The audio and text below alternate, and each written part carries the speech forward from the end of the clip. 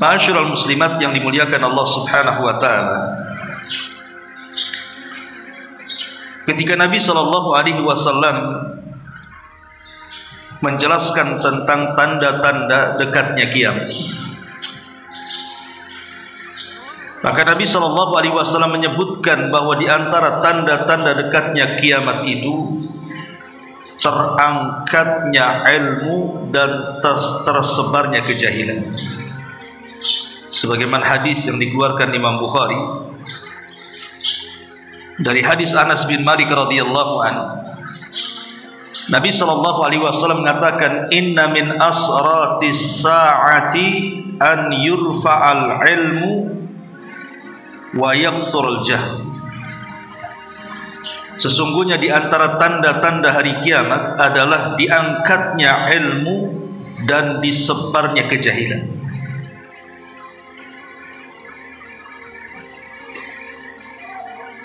Ma'asyiral muslimat yang dimuliakan Allah Subhanahu wa taala, tentu diangkatnya ilmu bukan berarti ilmu itu diangkat dari bumi ke langit atau dicabutnya ilmu dari dada-dada manusia, bukan seperti itu.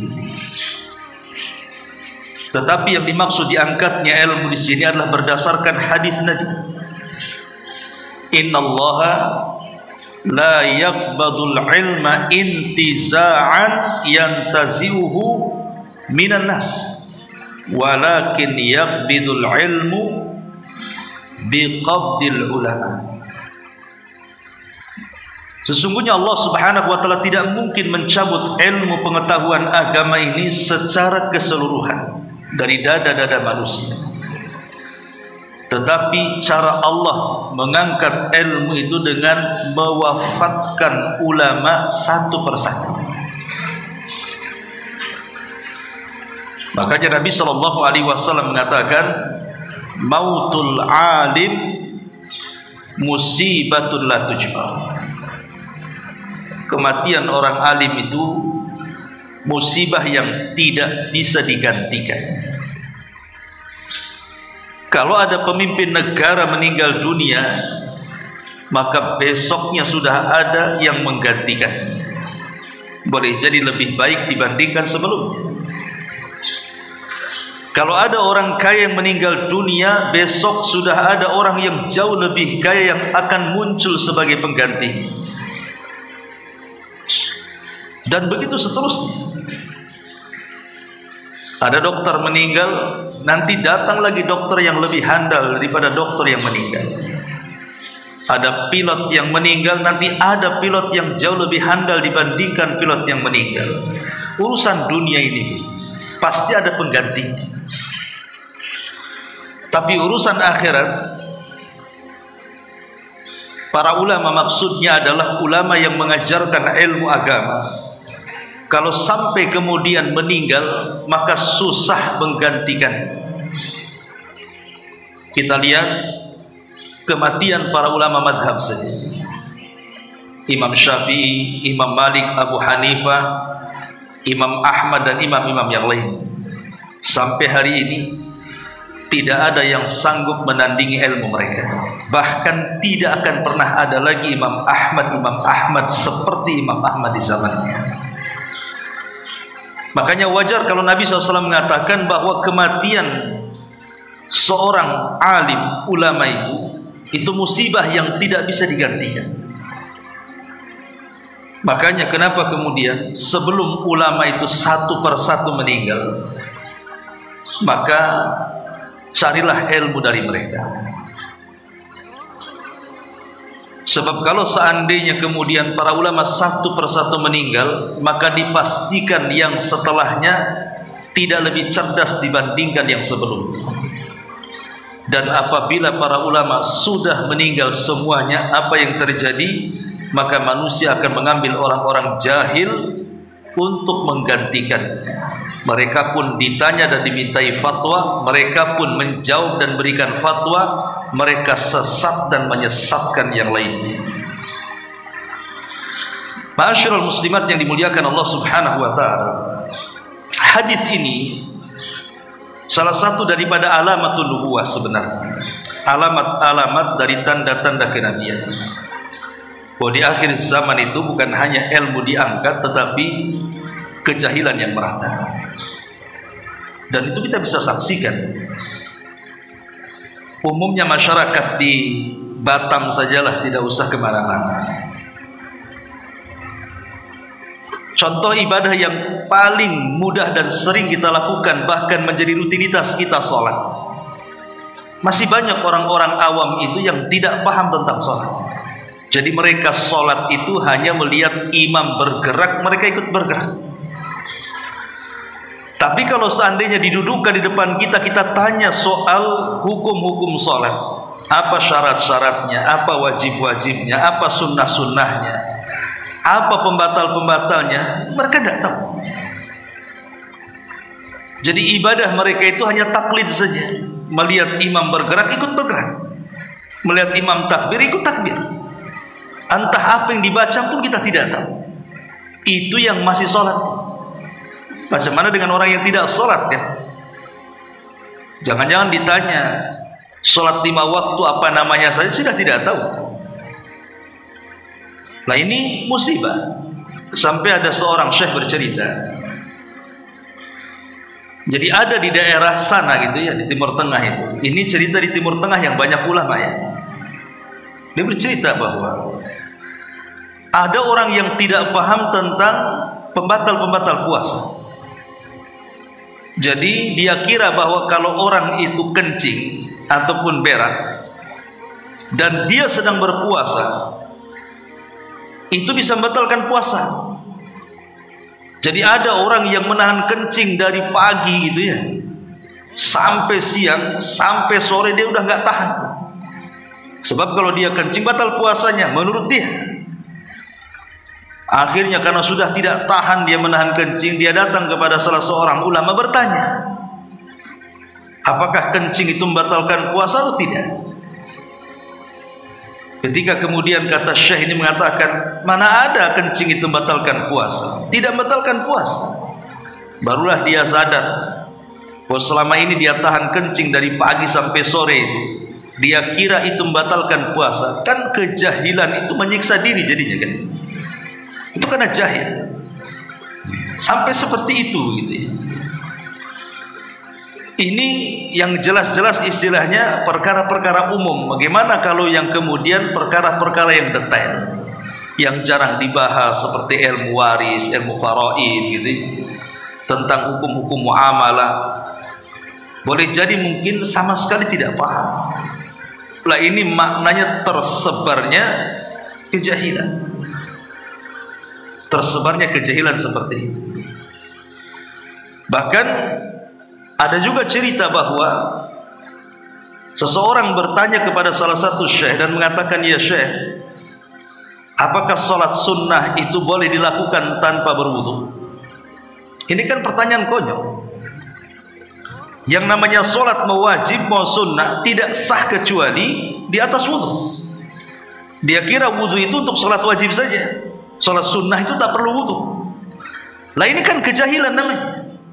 Perkara-perkara yang sudah terang-terang benerang gini kan, masa tidak tahu? Itu di negeri yang banyak ulamanya. Macam mana di negeri kita yang tidak ada ulama, di sini hanya ustadz-ustadz yang ya mungkin pengetahuannya juga setara saja, kurang lebih saja. Tidak sebagaimana para ulama yang ada di Timur Tengah yang memang betul-betul ulama mereka. Tentu kejahilan lebih merata di negeri kita dibandingkan di negara mereka. Sampai ada orang yang kemudian seorang anak-anak di madrasah aliyah ditanya tentang sosok Abu Bakar Siddiq radhiyallahu anhu, tidak tahu siapa yang kenal Abu Bakar. Nyeletuklah salah seorang siswa dan mengatakan, mungkin dia seorang nabi. Ya bayangkan, Abu Bakar aja disangka nabi karena jahilnya. Lah ini terjadi di masyarakat kita ini yang seperti ini. Kalau hukum-hukum rutinitas seperti sholat 5 waktu saja, kadang-kadang tidak paham tentang hukum-hukumnya, sudah tidak paham, tidak mau cari paham. Artinya sudah jahil, tidak mau belajar, itu masalahnya. Lah ini kata Nabi SAW termasuk tanda-tanda dekatnya kiamat. Ketika ilmu dan para penuntutnya ataupun para penuntut dan para ulamanya sudah tidak dihargai, maka kata Nabi SAW termasuk dekatnya kiamat. Karena ilmu sedikit demi sedikit diangkat dengan diwafatkannya satu persatu para ulama. Ma'asyiral muslimat yang dimuliakan Allah Azza wa Jalla, padahal kalau kita paham tentang keutamaan menuntut ilmu, maka seseorang itu pasti terangsang untuk mencari ilmu. Karena bagaimanapun kita di dunia ini diberikan oleh Allah Subhanahu wa taala fasilitas untuk mencari ilmu. Diberikan mata, diberikan telinga, diberikan otak, tangan untuk menulis, kaki untuk berjalan ke majelis ilmu. Ini kan nikmat dari Allah Azza wa Jalla. Jangan sampai kemudian nikmat-nikmat yang Allah berikan kepada kita seperti firman Allah Azza wa Jalla, alam tara ilal ladzina baddalu ni'matallahi kufra. Tidakkah engkau lihat orang-orang yang mereka merubah nikmat Allah dengan kekufuran? Jadi ilmu itu sebuah nikmat. Bagaimana tidak nikmat? Ilmu itu yang menyampaikan kita kepada pencipta kita. Tanpa ilmu kita tidak akan sampai kepada Allah Subhanahu wa taala. Bagaimana cara kita mengenal Allah? Bagaimana caranya kita mengenal Nabi kita Muhammad sallallahu alaihi wasallam? Bagaimana caranya kita mengenal agama yang kita anut ini? Kalau tidak punya ilmu, tiga-tiganya kita tidak paham. Sementara itu 3 pertanyaan yang akan ditanya dalam kuburan kita. Siapa Tuhanmu? Siapa Nabimu? Apa agamamu? Kalau dia punya pengetahuan karena dia belajar, tentu dia akan bisa menjawab dan mengatakan Rabbku Allah, Nabiku Muhammad, agamaku Islam. Tetapi ada orang-orang yang ketika ditanya 3 soalan itu, dia mengatakan ha la adri, aku tidak tahu. Aqulu kama qalan nas wa fa'altu kama fa'alan nas. Aku hanya ikut membicarakan apa yang dikatakan orang, atau aku hanya melakukan apa yang manusia lakukan saja. Ini kan bahaya, bisa menyebabkan azab kubur jadinya. Lah dari sinilah maka kenapa pentingnya kita ini menuntut ilmu. Di sini Nabi sallallahu alaihi wasallam mengatakan man salaka tariqan yaltamisu fihi ilma sahhalallahu bihi tariqan ilal jannah. Kata Nabi sallallahu alaihi wasallam, wa man salaka tariqa, barang siapa yang menempuh sebuah jalan, yaltamisu fihi ilma, di mana dia berusaha untuk iltimas. Yaltamis itu diambil dari kata lamasa, iltamasa. Bahasa Arabnya iltamas itu artinya seperti seseorang mencari sesuatu. Umpamanya ada pemulung, ya, dia ngorek-ngorek tong sampah, mencari sesuatu, entah itu botol aqua yang bekas yang dibuang di situ, atau kardus-kardus dikorek-korek, itu namanya yaltamis. Jadi mengorek-ngorek sebuah pengetahuan. Yaltamisu fihi ilma, dia berusaha untuk mengorek-ngorek, untuk mencari-cari sebuah pengetahuan agama. Boleh jadi mungkin tidak terlalu tinggi lah, mungkin yang paling rendah. Mungkin ada seorang ibu, dia datang ke ustadz, tanya, Ustadz, macam mana hukumnya ini umpamanya. Ustadz itu jawab. Lah itu namanya yaltamisu fihi ilman.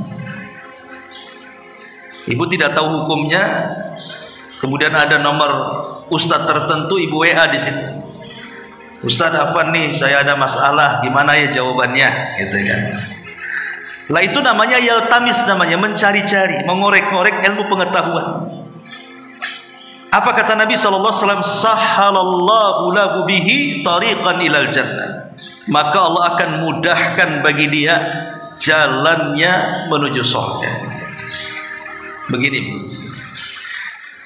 terkadang satu ilmu yang ibu amalkan, boleh jadi mungkin ilmu itu ya remeh ya mungkin, bukan ilmu besar yang harus dipelajari seperti mustalahul hadis yang perlu duduk, usul fikih, usul tafsir, nahwu sharaf yang memang ya mungkin sekelas ibu ini sudah agak sulit untuk belajar seperti itu. Itu kan tugasnya anak-anak muda kan begitu. Tidak perlulah ilmu-ilmu seperti itu. Yang jelas ibu itu hanya mencari satu ilmu yang bisa ibu amalkan setiap hari. Boleh jadi ibu, satu ilmu itu pula yang membuat ibu masuk surga. Kita tidak tahu dari semua banyaknya ilmu, rupanya satu ilmu yang ibu amalkan itu pula yang memudahkan ibu masuk surga. Contohnya, Al-Imam Abu Daud As-Sijistani, ma'ruf. Kalau kita membaca hadis Nabi SAW selalu dibuntut hadis itu. Hadis ini dikeluarkan Imam Bukhari, hadis ini dikeluarkan Imam Muslim, hadis ini dikeluarkan Abi Dawud, Tirmidzi. Jadi salah satu pengeluar hadis itu namanya Abi Dawud As-Sijistani. Jadi Abi Dawud ini bu, dia melakukan safar untuk talabul ilmi, untuk menuntut ilmu. Ketika dia hendak menyeberangi sebuah sungai, dia pun mencarter satu perahu untuk menyeberangkannya, seharga 1 dinar. 1 dinar besar ya, karena kan 4 gram emas tuh, lebih ya. Ketika sudah deal-dealan, akhirnya mulailah kemudian dia naik ke atas perahu, kemudian mulai berlayar. Ketika sampai di tengah sungai, tiba-tiba dia mendengar suara bersin. Dari kejauhan dia mendengar suara orang bersin. Kemudian dia mengatakan kepada pemilik kapal, bisa nggak kau antarkan aku ke tempat orang bersin itu? Kata pemilik perahu, ya nggak bisa lah. Perjanjian kita kan saya antar kamu dari sini ke sana. Kalau saya antar kamu ke tempat orang bersin makin jauh, nggak bisa, harus nambah ongkos katanya. Akhirnya ditambahlah 1 dinar lagi, asal kamu temukan aku dengan orang bersin itu. Ketika kemudian sudah oke, dikasih lagi 1 dinar. Kemudian perahunya di Bali mencari orang bersin tadi. Setelah ketemu, Abi Dawud kemudian bicara kepada orang bersin tadi, apakah engkau yang bersin tadi? Dia mengatakan ya. Apakah engkau mengucapkan alhamdulillah? Dia mengatakan ya. Kemudian Abi Dawud mengatakan yarhamukallah. Setelah itu kata Abi Dawud kepada yang punya perahu, ayo kita pergi lagi. Jadi bayar 1 dinar hanya mencari orang bersin untuk mendoakan yarhamukallah. Habis itu pergi. Sehingga satu hari Abi Dawud dan kawan-kawannya ini, kemudian ada yang bermimpi, salah satu kawan Abi Dawud ini, dalam mimpinya dia melihat Abi Dawud dipanggil oleh Allah Subhanahu wa ta'ala. Kemudian ditanya, ma fa'alallahu bik, apa yang Allah lakukan kepadamu hai Abi Dawud? Maka Abi Dawud mengatakan, ghafarali rabbi, Allah telah mengampuni dosa-dosa. Kemudian dikatakan, atas amalan apa Allah mengampuni dosa-dosa? Kata Abi Dawud, karena aku menjawab bersinnya orang bersin dengan 1 dinar, dan Allah ganti 1 dinar itu dengan ampunan yang luas daripadanya. Ya, kan menjawab yarhamukallah ini kan bukan perkara sulit ya. Orang bersin kita berdoa yarhamukallah. Tapi lihat semangatnya Abi Dawud untuk mengamalkan 1 hadis tadi, karena dia mendengar masalahnya kan. Sementara hadis Rasul mengatakan, apabila saudaramu bersin fasyamithu, jawab dia kan, disuruh dijawab. Coba ibu amalkan apa yang dilakukan Abi Dawud ini. Buka pasar nih, lagi belanja, di pojok pasar ada orang bersin, mendekati aja, tadi bersin gitu. Apa urusan Umi dengan saya? Malah dibilang gitu pula. Dan kalau memang iya saya bersin tadi, ngucap alhamdulillah enggak? Itu kan tersinggung jadinya kan? Enggak katanya. Oh ya udah katanya. Enggak dijawab, enggak ada baca. Kan harus baca alhamdulillah baru kita jawab kan. Kalau tidak baca alhamdulillah kan tidak bisa dijawab. Dan kalau dia mengatakan dia saya ucap alhamdulillah, kemudian mengatakan yarhamikallah kemudian pergi, mungkin orang itu tertegun kan. Apalah ibu ini katanya kan. Dikira mau belanja rupanya cuma itu saja kan. Lah ini kan contoh saja umpamanya kan. Bagaimana Abi Daud itu hanya mengamalkan satu amalan dalam satu hadis yang ringan. Tapi lihat bagaimana kemudian dia dimimpikan oleh kawan-kawannya bahwa Allah mengampuni dosa-dosanya. Ini kan luar biasa. Terkadang satu ilmu yang kita amalkan itu pula yang memudahkan kita masuk surga. Ataupun ada seorang ulama namanya As-Sibawi. Sibawi ini seorang ulama bahasa. Kalau kita belajar ilmu bahasa nahwu, itu selalu dalam ilmu nahwu bahasa Arab itu perkataan Imam Sibawi itu selalu disertakan dalam hukum-hukum bahasa. Itu ulamanya bahasa lah, Sibawi itu. Lah kasusnya juga sama. Sibawi juga bermimpi kemudian. Dalam mimpinya dipanggil oleh Allah Subhanahu wa taala dan dikatakan apa yang Allah lakukan kepada wahai Sibawi. Kemudian Sibawi mengatakan ghafara li rabbi, Allah telah mengampuni dosa-dosaku. Dengan apa Allah mengampuni dosa-dosaku? Dia mengatakan karena aku telah mengetahui ismul ma'rifat. Isi ma'rifat dalam bahasa Arab itu, dan seagung-agungnya ismul ma'rifah adalah alif lam yang menempel pada lafzul jalalah Allah. Hanya mempelajari nama Allah, ismul ma'rifah, alif lam dalam kalimat Allah itu pula yang menjadikan Sibawi diampuni dosanya. Atau contoh yang sering dulu saya kisahkan kepada ibu-ibu tentang kisah seorang wanita, istri daripada Harun Ar-Rasyid, di mana ketika dia membuat mata-mata air yang luar biasa banyaknya, sehingga banyak jemaah haji yang kemudian disiapkan mata-mata air sehingga tidak ada lagi orang mati kehausan. Tiba-tiba kemudian istri Harun Ar-Rasyid atau namanya Zubaidah ini dimimpikan bahwa dia dipanggil oleh Allah Azza wa Jalla.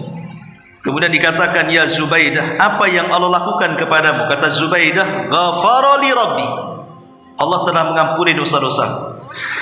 Maka dikatakan, abi ainin amiltiha, apa gara-gara mata air yang kau lakukan? Dia mengatakan bukan itu. Lalu atas dasar apa Allah mengampuni dosamu? Dia mengatakan biraqataini fi jawfil laili uhafidu alaihima, karena aku senantiasa menjaga 2 rakaat salat yang aku dawamkan setiap malamnya. Lah ini contoh-contoh bagaimana satu ilmu ini kalau kita bisa amalkan walaupun nampaknya remeh, tapi itu pula yang menjadikan kemudian kita dibukakan pintu surga. Itulah makna sahhalallahu bihi tariqan ilal jannah. Allah mudahkan jalan dia menuju surga. Kalau satu ilmu dengan satu amalan saja bisa membukakan orang menuju surga, macam mana banyak ilmu dan banyak kita amalkan? Ya tentu akan lebih mudah lagi jalan kita menuju surga. Artinya pintu-pintu surga lebih lebar lagi, luas lagi. Lah itulah pentingnya kenapa seseorang itu penting hadir di majelis ilmu. Walaupun tidak sempat hadir di majelis ilmu karena kesibukan, apalagi ibu-ibu yang punya kewajiban rumah tangga. Sekarang Allah mudahkan, bisa lihat YouTube kan gitu, bisa baca makalah gitu. Jangan sampai kemudian kesibukan dunia itu melupakan kesibukan akhirat. Karena sekarang ini tidak seperti orang dulu. Kalau orang dulu mendengar pamannya sengaja di rumah membaca sambil masak, ibu kan dengar murotal. Kalau orang dulu itu ya masihlah ngikutin, karena tiap hari disetel lama-lama hafal. Kadang-kadang ngikutin karena mungkin sudah berapa ratus kali mungkin murotal itu setel gitu ya, atau mungkin didengar dari radio, lama-lama hafal. Tapi sekarang tidak demikian kan itu. Walaupun seorang pamannya nyetel murotal, ya murotal, tangan kita sibuk dengan HP kita. Kadang-kadang habis murotalnya kita tidak sadar itu, karena pusing dengan ini, dengan handphone kita tuh. Main TikTok lah, main apa kan. Ini mana satu sebenarnya perhatiannya, ke handphone ke murotal yang kita setel. Lah ini contoh-contoh ketika belum lagi perkara-perkara yang lainnya, belum lagi disibukkan dengan gibahnya, dengan namimahnya, dengan kumpul-kumpulnya dan begitu seterusnya, itu makin menjauhkan kita dari agama. Maka Nabi SAW mengatakan, man salaka tariqan yaltamisu fihi ilma sahhalallahu bihi tariqan ilal jannah. Saya akan kisahkan satu kisah. Dahulu Bu, ada ulama namanya Imam A'mash. A'mash ini disebut A'mash karena dulunya tidak buta dia. Di masa mudanya tidak buta, tapi karena banyak baca ya, sehingga ketika tua dia buta. Tapi bukan buta tidak melihat sama sekali, tidak, tetapi agak buram. Kalau a'ma itu memang buta betul. Kalau A'mash itu ya agak rabun-rabun lah. Dan kalau mengedipkan mata itu mengeluarkan air mata. Dan itu terkenal ulama dunia di zaman itu. Jadi dari mana-mana murid-muridnya itu datang ke masjidnya A'mash untuk belajar. Cuman ada kebiasaan Imam A'mash ini, dia kalau lagi mengajar, dia tidak suka ada satu muridnya yang berisik. Tidak suka. Jadi dia mau kalau dia sedang membacakan sebuah hadis, jangan ada satupun murid yang berisik. Kalau ada satu muridnya berisik, 1 bulan libur. Itu ketentuan kalau belajar sama A'mash. Makanya kalau ada murid baru, murid-murid lama itu ngasih briefing dulu. Awas ya kalau kamu ribut sampai A'mash sebulan nggak ngajar, habislah kamu katanya. Jadi pokoknya kalau ada murid baru itu pasti ditahan oleh murid-murid lamanya, dikasih tahu jangan ribut.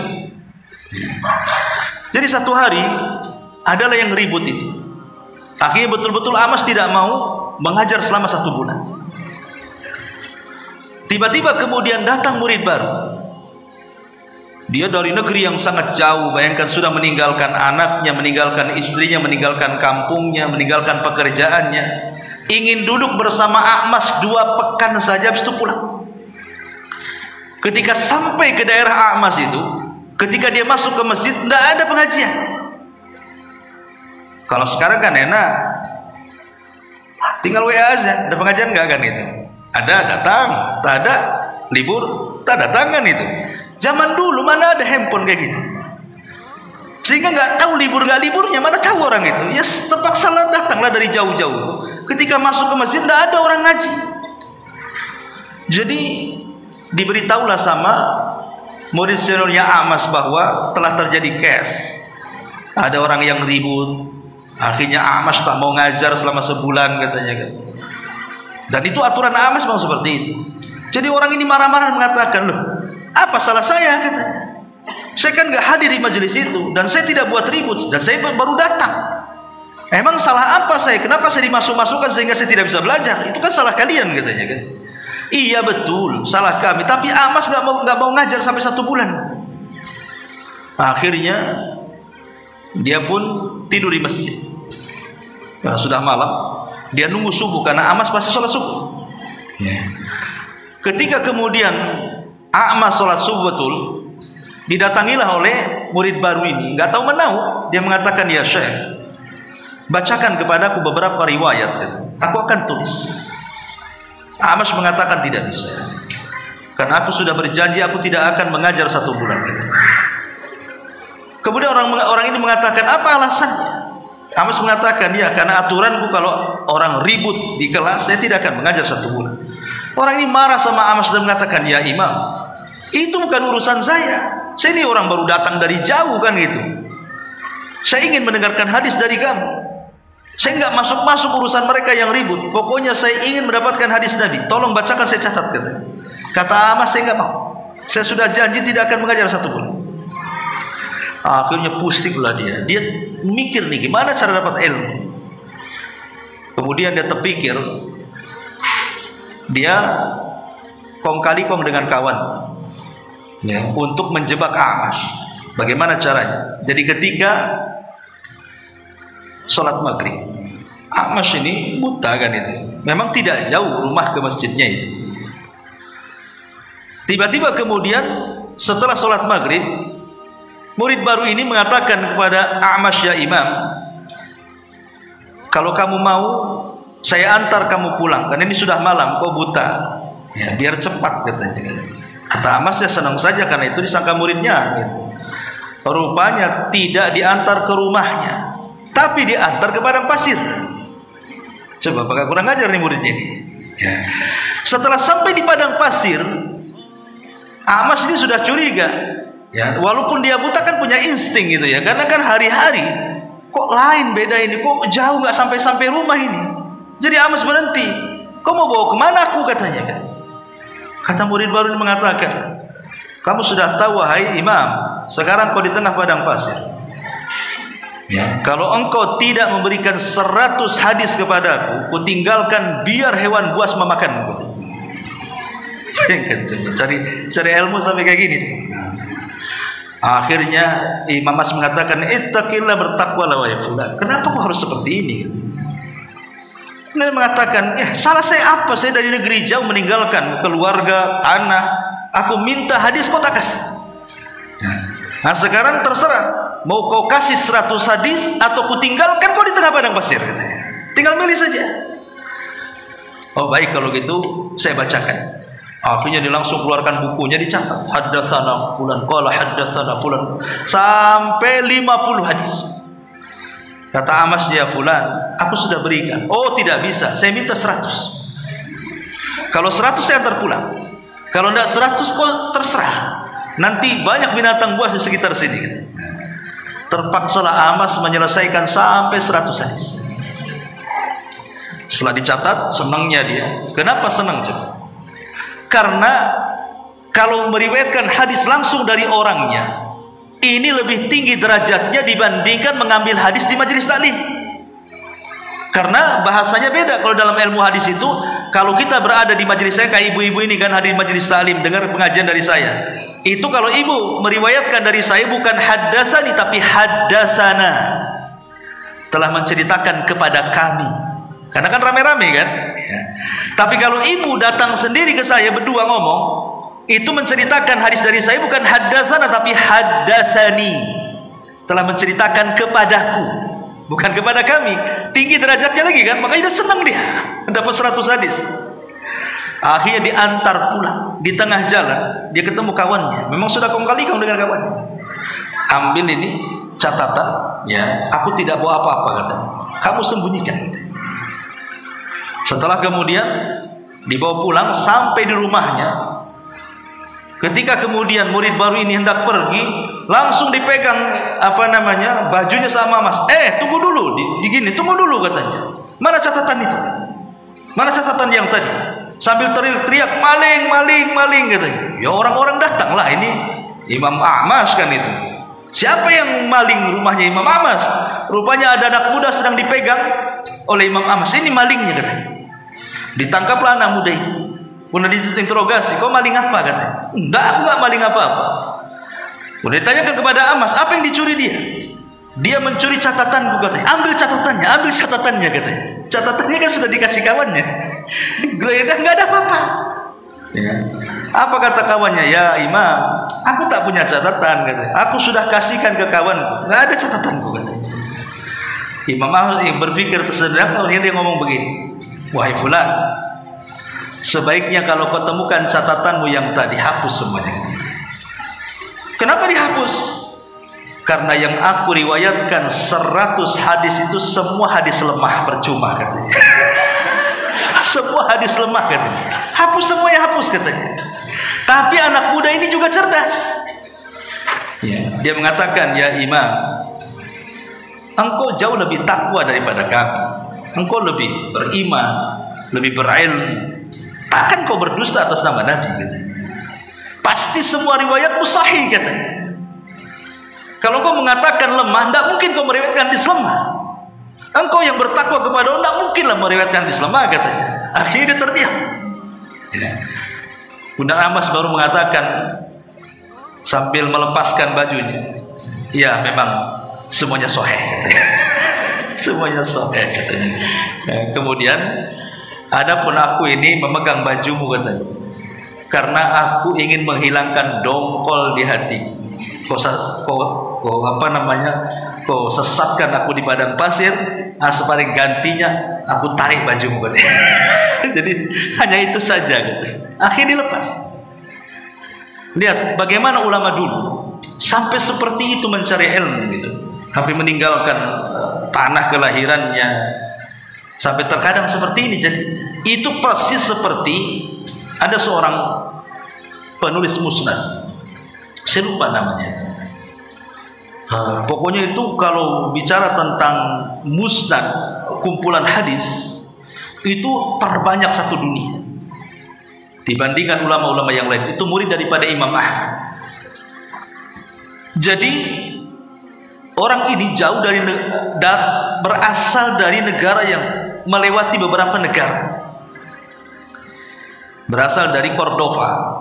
Cordova itu sana ya, dari Cordova lah. Itu melewati beberapa negara sampai ke Basra, ke daerah Imam Ahmad, ke Baghdad. Qadarullah Imam Ahmad waktu itu sedang ditahan rumahan di zaman Khalifah Mu'tasim. Sementara kemudian murid ini jauh-jauh dari Cordova itu sampai ke Baghdad ini harus melewati berbulan-bulan bahkan tahunan di zaman itu, karena tidak ada kendaraan yang layak kan itu. Rata-rata ya kapalnya pakai kapal kayu, nanti lebih banyak jalan kakinya, ataupun nanti paling tinggi naik unta, melewati macam-macam gurun pasir, hanya ingin belajar kepada Imam Ahmad. Sampai di Baghdad, Imam Ahmad dipenjara. Apa tidak menyesal coba dia? Sudah berbulan-bulan datang dari Cordova ke Baghdad, ingin belajar kepada Imam Ahmad, sunyi, tidak ada masjid yang di situ ada darasnya Imam Ahmad. Kenapa? Karena pemerintah melarang, tidak boleh Imam Ahmad itu mengajar, karena dia sedang dipenjara. Dan dalam penjara Imam Ahmad, walaupun penjara rumahan, dilarang, tidak boleh mengajar dan tidak boleh belajar. Layaknya orang awam aktivitasnya. Kalau ketahuan maka akan diperberat hukuman. Jadi akhirnya kemudian dia merasa kecewa nih. Orang ini merasa kecewa karena Imam Ahmad berada di penjara rumahan, tapi dia tidak kehabisan ide. Akhirnya dia coba penampilannya berubah, karena tahu Imam Ahmad itu kan orangnya dermawan. Jadi dia pura-pura menjadi gembel. Jadi pakaian talabul ilminya dilepas gitu ya, dipakainya pakaian gembel. Tahulah gembel itu, dikasih mehong-mehong atau apa ya biar nampak orang gembel. Sambil kemudian mendatangi rumahnya Imam Ahmad, mengetuk pintunya sambil pura-pura mengemis. Setelah dibukakan, baru dibisikin tuh. Ya, Imam Ahmad itu dengan mengatakan, saya ini bukan gembel, kata. Saya ini talabul ilmi, sengaja supaya dibukakan pintumu untuk tolong setiap aku datang kemari bacakan satu hadis kepadaku. Imam tidak mau, ya, karena memang takut ketahuan nanti masalah bukan hanya dirinya, tapi orang lain pun kena masalah jadinya kan. Jadi dia menjaga orang lain. Tapi karena dia mendesak setiap datang selalu minta hadis, akhirnya dibacakanlah. Setiap datang jadi gembel dikasih satu hadis, besoknya ada jadi gembel lagi di satu-satu, sampai berhasil mengumpulkan 300 hadis. Berarti kan 300 jadi gembel. Datang 300, dikumpulkan 300 hadis. Nah setelah kemudian mendapatkan 300 hadis dan dicatat, barulah kemudian Khalifah Mu'tasim ini yang menjarakan Imam Ahmad. Ketika itu kan ada penyerbuan besar-besaran kepada negara Amuria, dan dia tidak mau ada beban di negaranya, maka semua ulama dikeluarkan dari penjara, termasuk Imam Ahmad dikeluarkan dari penjara karena fokus menyerang Amuria. Ya. Setelah Imam Ahmad keluar, itu pun sudah sakit-sakitan, Bahkan bahunya patah karena dicambuk. Imam Ahmad udah tua pun, jadi dia hidup di penjara yang lama. Imam Ahmad rupanya dia mencari pengemis itu. Setelah ketemu, dijadikanlah murid andalan dia. Sejak itulah maka muridnya Imam Ahmad yang satu dari Cordova ini, dia mencatat hadis terus sampai mampu mengumpulkan hadis, sampai membuat musnad terbesar satu dunia. Walaupun sebagian kitabnya sudah hilang gitu ya. Tapi menunjukkan bagaimana orang ini jauh-jauh dari Maroko ke Baghdad hanya untuk belajar hadis kepada Imam Ahmad. Karena zaman itu memang jarangnya para ulama gitu ya. Dan kebiasaan rihlah, memang rihlah itu sebuah sunnah. Kalau ingin belajar rihlah. Makanya ibu kalau punya anak didik gitu, rihlahkanlah ke Saudi, ke Mesir, ke Yaman, kemana ya. Karena biasanya kalau belajar keluar daerah atau ke Jawa itu biasanya jadi dibandingkan disekolahkan di Batam. Kalau bagi orang yang tidak punya biaya gitu ya bolehlah untuk di Batam, orang Batam gitu. Tapi kalau punya biaya jauh kan aja anak-anak itu mondok kan. Itu bagian daripada berkahnya pengetahuan. Dengan cara dirihlahkan supaya anak-anak itu makin jauh biasanya makin sukses gitu. Apalagi sampai ke luar negeri. Karena itu kebiasaan para ulama. Bahkan Imam Syafi'i rahimahullah taala, Imam Syafi'i itu dari kecil menjadi Imam Syafi'i. Ibunya mendidik sehingga menjadi Imam Ahmad. Jadi semua jerih payah daripada orang tuanya. Lah saking semangatnya ibunya Imam Syafi'i ini. Imam Syafi'i ketika usia murid. Yang ingin saya ceritakan, Imam Syafi'i ketika usia 7 tahun, karena dia miskin, dia tidak punya buku, dia nggak punya pulpen, dia hadir saja mengikuti orang-orang dewasa di majelisnya Imam Malik. Namanya anak-anak usia 7 tahun bu, ya masih suka main-main lah, wajar kan itu, anak-anak kecil kan. Ya tapi, jadi Imam Syafi'i kalau Imam Malik membacakan sebuah hadis, maka di tangan Imam Syafi'i itu ada permainan, ya macam karet atau apa gitu ya. Itu sambil pura-pura mencatat di tangannya, padahal nggak ada catatan, cuma dia pura-pura gini aja, pura-pura nyata. Kalau yang lain kan pulpen dengan buku tuh, kalau Imam Syafi'i tidak, ngoret-ngoret pakai mainan. Sehari dibiarkan oleh Imam Malik, 2 hari dibiarkan, 3 hari Imam Malik kemudian memanggil Imam Syafi'i. Sebaiknya kau angkat kaki dari sini, jangan belajar di sini. Kamu main-main aja di sini katanya. Kata Imam Syafi'i yang masih kecil, polos, dia 7 tahun. Tidak, saya belajar seperti yang lainnya katanya. Kata Imam Malik, mana bukti belajarmu? Kau tidak ada catatan. Namanya anak-anak, dia memberi tangannya, nih katanya catatannya. Padahal nggak ada isinya. Ini katanya catatannya katanya. Makinlah sparring ini Imam Malik, makin marah lah kan begitu. Mana ada catatan di tangan? Tapi setelah Imam Syafi'i mengatakan, ya Imam, aku mencatat di tanganku sejak aku 3 hari di sini. Kalau engkau mau wahai Imam, aku bisa mengulangi pelajaran mulai dari 3 hari yang lalu sampai hari ini katanya. Penasaran Imam Malik, kalau begitu silakan. Mulailah Imam Syafi'i dengan kekuatan hafalannya, dia bisa menghafal hadis yang diajarkan di hari pertama, hari kedua, hari ketiga. Itulah yang membuat takjub Imam Malik. Kok bisa anak itu menyimpan hafalan kayak punya harddisk kepalanya?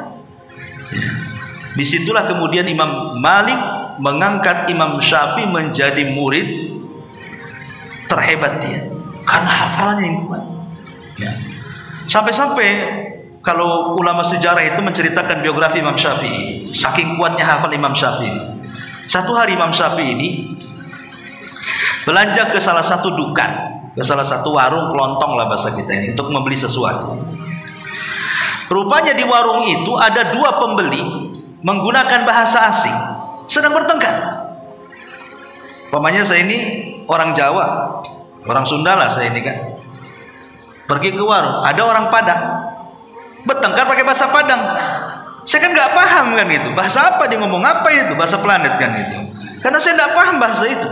Lah seperti itu Imam Syafi'i mendengar ada orang asing bertengkar dengan bahasa asing, tapi Imam Syafi'i sambil belanja mendengarkan sampai selesai itu pertengkaran. Sampai pertengkaran itu sampailah ke mahkamah pengadilan. Kemudian sang hakim mengatakan kepada salah satunya, ada nggak saksi di antara kalian? Kata yang satunya, ada orang namanya Syafi'i katanya. Datangkah Syafi'i kemari gitu. Didatangkan Imam Syafi'i ke situ di persidangan itu. Kemudian hakim bertanya, apa yang kau ketahui tentang dialog dari keduanya? Kata Imam Syafi'i, aku tidak tahu. Aku nggak kenal bahasanya. Satu pun aku nggak paham. Tapi Pak Hakim, kalau kau mau, aku bisa ulangi bahasa itu walaupun aku tak paham. Akhirnya diulangi. Pak Ada nggak pernah dengar bahasa, baru sekali itu dia dengar, dia bisa mengulang. Orang ini ngomong ini, orang ini ngomong ini, orang ini ngomong ini, orang ngomong ini dengan bahasa asing. Padahal dia juga nggak paham tuh bahasanya. Disitulah kenapa kemudian para ulama menjuluki Imam Syafi'i anak ajaib. Dia bisa menghafal itu. Ini boleh dikata ya tanda kuasa Allah lah. Tidak semua orang seperti itu kan. Tapi disitulah keajaibannya Imam Syafi'i. Saking kuatnya hafalannya luar biasa. Jadi semua itu sudah kerekam di kepalanya. Jadi kalau dia membacakan hadis yang diajarkan ke Imam Malik itu sudah di luar kepala gitu ya. Sama dengan ibu juga di luar kepala, tapi tak masuk. Kalau Imam Syafi'i di luar kepala ya memang mengalir gitu dari kepalanya. Nah ini contoh saja bagaimana ulama dulu itu ihtimam dengan ilmu luar biasa. Ya. Atau kisah yang lain lah contohnya, kisahnya Abi Yusuf. Abi Yusuf ini anak seorang penjual di pasar. Abu Yusuf namanya. Itu murid kebanggaannya Abu Hanifah. Jadi usia 6-7 tahun Abu Yusuf itu bantu ibunya ya di pasar. Kadang-kadang suruh bawa apa, gendong apa, nguli apa gitu kan. Ya memang miskin sekali. Tetapi setiap dia selesai ada waktu sholat, dia selalu rajin sholat, datang ke masjid. Lah kemudian di masjidnya itu kebetulan memang itu masjidnya Abu Hanifah, yang setiap hari ada dars di situ, ada pelajaran di situ. Entah apa Abu Yusuf usia 6-7 tahun ini tiba-tiba suka dengan ilmu. Jadi kalau ada orang belajar, dia kadang-kadang duduk di teras masjid dengerin saja. Dan itu dilihat dan dipantau oleh Abu Hanifah. Nampaknya anak ini suka ilmu. Tapi kalau kelamaan dengerin, datang ibunya, dimakinya anaknya, diseretnya ke pasar, suruh kerja. Jadi satu hari Abu Hanifah ini dia melihat anak ini cinta dengan ilmu, tapi di satu sisi dia harus membantu ibunya. Jadi akhirnya kemudian Abu Hanifah mengizinkan anak itu untuk masuk. Jangan duduk di teras, masuk nak, masuk. Masuklah dia duduk di situ. Akhirnya kelamaan ibunya teriak-teriak di luar masjid. Akhirnya Abu Hanifah menemui ibunya. Apa kata ibunya? Jangan kau rusak anakku katanya. Gara-gara kau rusak anakku, dia tidak mau kerja lagi katanya. Kata dia dijelaskan, biarkanlah anakmu ini belajar kepada saya. Abu Hanifah ini seorang ulama cerdas, makanya disebut Ashabur Ra'i. Di antara 4 mazhab itu yang paling cerdas akalnya itu Abu Hanifah. Dia punya firasat yang luar biasa. Karena ada orang-orang itu yang diberikan ilham oleh Allah mampu berfirasat. Lah salah satunya Abu Hanifah ini. Dia mengatakan kepada Abu Yusuf ini, dia mengatakan, biarkan anakmu duduk di majelis. Aku jamin satu hari, kata Abu Hanifah, aku jamin satu hari anakmu akan memakan falujah. Falujah itu makanan khusus hanya dimakan oleh raja saja. Ya ibunya ngakak-ngakak sebel tuh gimana? Ada orang miskin makan falujah katanya kan itu. Itu makanan raja. Menteri pun tak makan itu. Itu khusus raja itu. Abu Hanifah ngomong begitu. Biarkan anakmu belajar sama saya. Nanti satu hari anakmu akan makan falujah. Itu makanan raja katanya. Sambil ngekek ibunya sambil menghina Abu Hanifah. Dia mengatakan, kau mimpi saja. Mana anakku katanya. Akhirnya kata Abu Hanifah mengatakan gini saja, Bu. Ibu satu hari dapat berapa sih penghasilan itu? Ya sekian dirham. Kata Abu Hanifah, bagaimana kalau seandainya setiap hari aku berikan sekian dirham, tapi anakmu biarkan belajar di sini. Tuh enak kalau punya guru kayak gitu. Ya. Akhirnya setujulah kan gitu. Dia nggak kerja dapat dirham tiap hari. Ya. Akhirnya tak sadar Abu Hanifah ini mendidik Abu Yusuf terus sampai mewarisi semua ilmu pengetahuannya, bahkan ada yang mengatakan lebih cerdas daripada Abu Hanifah. Abu Yusuf ini sampai satu hari setelah dia dewasa dan murid kebanggaan Abu Hanifah, Khalifah Harun ar-Rasyid meminta kepada Abu Hanifah untuk dicarikan seorang ulama yang akan menjadi hakim besar kerajaan, menjadi qadhi. Kalau di Indonesia ya hakim agung. Ya. Kata Abu Hanifah, aku tidak melihat dari murid-muridku yang lebih cerdas dan mampu berhukum dengan keadilan melebihi Abi Yusuf. Bawalah Abi Yusuf, jadikan dia qadhi di kerajaan, kata Abu Hanifah. Maka Abu Yusuf pun kemudian dibawa oleh Harun ar-Rasyid menjadi qadhi kerajaan. Karena Harun ar-Rasyid itu kan sangat memuliakan ulama masalahnya. Jadi ketika dia hendak mengenalkan hakim agungnya dalam rapat besar kerajaan, Harun ar-Rasyid meminta bahwa Abu Yusuf harus duduk di samping saya, karena itu ulama yang akan memegang hukum di kerajaan itu. Ketika kemudian sudah kumpul dalam sebuah ruangan, disitulah datanglah makanan-makanan itu. Rupanya ada faluja di sini, makanan yang khusus untuk Raja Harun ar-Rasyid. Lah karena Harun ar-Rasyid ini memuliakan para ulama, dia ingin makanan itu dimakan oleh Abu Yusuf. Kemudian ditaruhlah makanan itu, kata Harun ar-Rasyid, makanlah wahai Abu Yusuf. Ketika Abu Yusuf melihat makanan itu, tiba-tiba tertawa terbahak-bahak dia. Tidak makan, ketawa saja. Jadi Harun ar-Rasyid disangkanya ngejek kan itu. Kenapa aku kasih makan enak, kenapa aku ketawa, katanya. Kata Abu Yusuf, subhanallah, memang firasat Abu Hanifah itu luar biasa kan. Dulu waktu kecil Abu Hanifah ngomong sama ibuku, biarkan anakmu ngaji sama saya, nanti kalau dia sudah besar, sudah dewasa, ku jamin dia makan makanan raja, katanya. Ini makanannya, katanya. Inilah makanannya, katanya. Lihat bagaimana ilmu itu akan mengangkat derajat siapapun, tidak di dunia, di akhirat. Yarfa'illahu alladhina amanu minkum walladhina utul ilma darajat. Allah akan mengangkat derajat orang-orang yang beriman di antara kalian dan orang-orang yang berilmu beberapa tingkatan di antara kalian.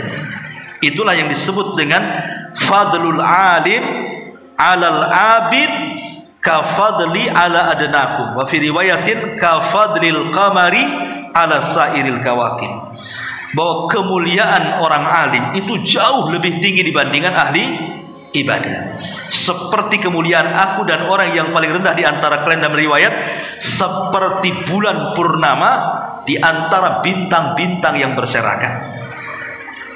Bulan walaupun satu bisa menerangi bumi, bintang walaupun miliaran cahayanya tidak sampai ke bumi. Itulah keutamaan orang alim. Makanya kalau kita lihat hadis-hadis Nabi SAW lebih banyak mengarahkan untuk menuntut ilmu dibandingkan mengajarkan ibadah. Kita lihat di hadis-hadis Nabi yang banyak itu, Rasul itu lebih banyak mengarahkan manusia untuk menuntut ilmu dibandingkan mengajarkan ibadah. Ya, karena menuntut ilmu itu jauh lebih mulia dibandingkan ahli ibadah. Jadi kalau seandainya ada dua pilihan, ibu hadir di majelis taklim, ya, dengan ibu kemudian berpikir ibu sedang berpuasa, puasa Kamis membanyakan, rupanya Kamis pula pengajian itu jauh pula. Ini kalau saya datang ke pengajian bisa batal nih. Ya, tapi kalau saya tetap puasa di rumah, saya tak ada hadir pula di majelis taklim. Kalau orang cerdas, batalkan puasanya, hadir di majelis ilmu. Kenapa? Karena keutamaan ilmu lebih dibandingkan keutamaan ibadah. Ibu hadir di majelis taklim itu lebih mulia dibandingkan di mempertahankan puasa. Kecuali kalau ibu bisa dua-duanya, pertahankannya lebih baik kan. Ini kan kalau harus milih ceritanya, harus milih mana yang lebih diutamakan. Menuntut ilmu dibandingkan beribadah sunnah. Lain kalau wajib beda ya. Ini kan kita bicara ibadah sunnah. Makanya dahulu Imam Ahmad ibn Hanbal rahimahullahu ta'ala itu selalu menceritakan kepada anak-anaknya tentang biografi gurunya Imam Syafi'i. Setiap hari Imam Ahmad itu selalu memuji-muji Imam Syafi'i. Imam Syafi'i itu imam yang mulia, imam yang cerdas, ahli ibadah, orangnya zuhud, orangnya wara. Sehingga karena setiap hari, apalagi Imam selama 40 tahun mendoakan Imam Syafi'i dalam sujudnya, jadi anak-anaknya itu penasaran, siapa si Syafi'i itu? Kok abinya menceritakan yang luar biasa kepada mereka tentang Syafi'i ini siapa sebenarnya? Jadi selama 40 tahun anaknya itu menanti-nanti sosok Imam Syafi'i yang didoakan oleh bapaknya. Sampai satu hari, qadarullah memang Imam Syafi'i ada keperluan ke Baghdad. Sehingga dia terpikir untuk mampir di rumah muridnya Imam Ahmad. Akhirnya kemudian dia pun datang ke rumah Imam Ahmad. Oh, dengan senanglah Imam Ahmad menyambut gurunya karena sudah 40 tahun tak ketemu. Sementara anak-anaknya pula memang dari dulu pengen ketemu sosok guru daripada abinya yang selalu dipuja-puja di hadapan mereka. Akhirnya kemudian ini kesempatan emas bagi anak-anaknya Imam Ahmad, terutama anak putrinya, ingin melihat akhlaknya Imam Syafi'i. Seperti apa akhlaknya, seperti apa ibadahnya, seperti apa pengetahuannya. Karena asik dia saja yang dipuji oleh ayahnya. Jadi dia pengenlah kalau umpamanya dia sholat malam itu sholatnya berapa rakaat, apa yang dibaca, doa apa yang dibaca, bagaimana caranya. Pokoknya dia ingin belajar. Mumpung Imam Syafi'i ada di rumah, gitu ceritanya. Karena bapaknya selalu memuja-muja Imam Syafi'i. Satu malam, jadi Imam Syafi'i ini, Imam Ahmad biasa, karena di zaman itu susah air, maka di tempat tidur Imam Syafi'i itu disediakan bejana atau ember lah bahasa kitanya, disediakan air. Takut-takut kalau Imam Syafi'i tengah malam mau sholat malam tidak susah ambil wudhu, sudah disediakan airnya di sini. Jadi putrinya, salah satu putri Imam Ahmad ini ngendap-ngendap malam-malam, ngintip bahasa kitanya. Kira-kira Imam Syafi'i ini sholat malam berapa rakaat, lamanya berapa, suratnya apa yang dibaca, doanya apa yang dibaca, macam mana caranya, pokoknya diperhatikan. Tapi kecewa berat sampai pagi Imam Syafi'i ini kok baring aja, ya. Tempat airnya pun tak berkurang, ya. Tidak pun dilihat sholat, asih baring saja. Sementara dia sudah melek memperhatikan Imam Syafi'i, kok tidur terus kan itu. Apa benar dia Syafi'i atau Syafi'ian ini kan? Jadi dia penasaran ini, betulkah ini Imam Syafi'i yang diceritakan Abi ataukah bukan ini? Jadi keesokan harinya putrinya ini datang kepada abinya Imam Ahmad dan bertanya, "Wahai Abi, sebenarnya saya itu ingin melihat ibadahnya Imam Syafi'i. Tapi semalam aku tak lihat dia, karena di zaman dulu, Bu, sholat malam itu kayak sholat wajib. Kalau orang dulu, ya apalagi para ulama, itu tidak bisa bedakan mana wajib mana sunnah. Mereka laksanakan terus. Kalau zaman dulu, karena mereka tahu nilai sebuah ibadah walaupun sunnah. Jadi melaksanakan sholat malam itu kayak wajib, gitu. Sehingga kalau seandainya tidak melaksanakan sholat wajib itu, sholat malam itu aib rasanya. Kok kayak gitu loh. Kalau kita kan biasa saja kan gitu. Tapi bagi orang dulu kalau nggak sholat malam itu aib bagi mereka. Makanya putrinya Muhammad cerita sama bapaknya, kok gitu katanya. Lalu apa yang kau lihat? Aku tidak pernah melihat dia sholat malam, ya. Dan airnya pun tak berkurang katanya. Berarti dia tidak wudhu, berarti tidak sholat malam kan itu. Jadi cobalah Imam Ahmad bertanya kepada Imam Syafi'i keluhan putrinya. Lah di sini Imam Syafi'i mendapatkan jawaban. Imam Ahmad mendapatkan jawaban dari Imam Syafi'i dan mengatakan, "Ya Ahmad," kata Syafi'i, "sesungguhnya semalam ketika aku hendak mau beranjak qiyamul lail, maksudnya tahajud, kok terlintas dalam otakku sebuah riwayat dari Anas bin Malik radhiyallahu anhu tentang kisah Abu Umair. Abu Umair itu anak kecil, saudara daripada Anas bin Malik, usianya masih 7 tahun. Dia punya peliharaan burung kayak burung pipit atau burung merpati, pokoknya punya peliharaan burung lah. Karena anak kecil tak pandai merawat, entah kecekik, entah keinjak, matilah burung tuh. Jadi nangislah anak ini. Begitulah anak-anak kan, anak-anak itu lebih nangis kehilangan mainannya dibandingkan kehilangan ibunya kan, anak-anak itu. Kalau mainannya hilang, wah itu nangisnya luar biasa. Jadi akhirnya Anas bin Malik ini kesian dengan adiknya. Anas bin Malik usianya 10 tahun. Dia datang kepada Rasulullah menceritakan bahwa adiknya sangat sedih karena burung peliharaannya mati. Maka Rasul pun kemudian datang bertakziah kepada Abu Umair dan mengatakan, ya Aba Umair ma fa'alan nughair. Ya Aba Umair ma fa'alan nughair. Habis baterainya. Wahai Aba Umair,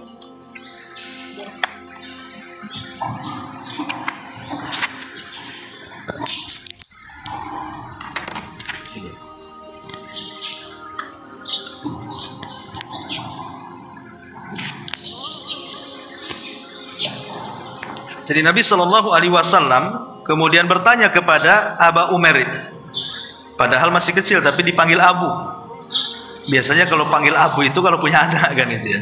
Tapi Abu Umair itu bukan bapaknya si Umar, tidak, itu satu nama. Ya, namanya Abu Umair gitu ya. Ya Aba Umair ma fa'alan nughair. Wahai Abu Umair, apalah yang dilakukan Nughair? Nughair itu nama burungnya si Umair. Ya. Kata Abu Umair, mata ya Rasul, meninggal wahai Rasul. Kemudian dia menangis. Ya, namanya anak-anak kan itu ya. Kata Imam Syafi'i, aku mencoba dalam satu malam mengeluarkan faedah hadis ini kata. Dan aku berhasil mengeluarkan 100 faedah dari hadis ini kata. Ya. Kemudian Imam Syafi'i mengatakan, ya Ahmad, lebih baik mana? Aku mampu mengeluarkan 100 faedah dari satu hadis ini, ataukah aku habiskan untuk qiyamul lail? Kata Imam Ahmad, ya lebih baik engkau mengeluarkan 100 faedah. Kalau begitu berikanlah faedah-faedah itu kepada. Kemudian Imam Syafi'i menyebut satu-satu. Ya, diantaranya bolehnya seseorang itu memelihara binatang asal diberikan hak kan itu ya. Kemudian yang kedua, bolehnya seorang itu bermain dengan anak-anak dan itu tidak menghilangkan muruah kita. Bukan berarti kalau kita orang dewasa main sama anak-anak jatuh kehormatan kita. Enggak, justru itu bentuk tawadhu, main-main sama anak-anak. Ya. Kemudian bolehnya memberi nama kepada binatang yang kita rawat. Umpamanya ibu punya kucing, ibu kasih nama Bejo umpamanya kan. Ya enggak apa-apa. Ya. Kenapa kan namanya Bejo? Ya biar Bejo saja. Umpamanya kan itu. Boleh memberi nama. Atau bolehnya ibu memberi kunyah kepada anak-anak walaupun masih anak-anak dengan sebutan Abu. Seperti Abu Umair, di sini kan anak-anak tuh, masih umur 7 tahun. Tapi sebutan Abu Umair. Dan terus 1, 2 sampai 100. Itulah yang membuat takjub Imam Ahmad. Luar biasa kan itu ya. Sekelas Imam Syafi'i dalam satu malam bisa mengeluarkan 100 faedah dari hadis yang sangat singkat yang ceritanya tentang burung saja. Ya, ini menunjukkan apa? Bagaimana keutamaan orang alim itu lebih baik dibandingkan ahli ibadah. Karena Imam Syafi'i lebih mengutamakan merenungkan sebuah hadis dibandingkan menghabiskan dengan sholat malam, gitu maksudnya. Jadi kalau seandainya pamannya ibu malam tahajud sudah bosan 2 rakaat ngantuk kan itu, dengar YouTube aja lah pengajian itu. Tapi jangan kemudian YouTube yang dengar ibu. Ibu tidur di YouTube-nya dengar ibu. Ya, sampai habis lobet. Ya.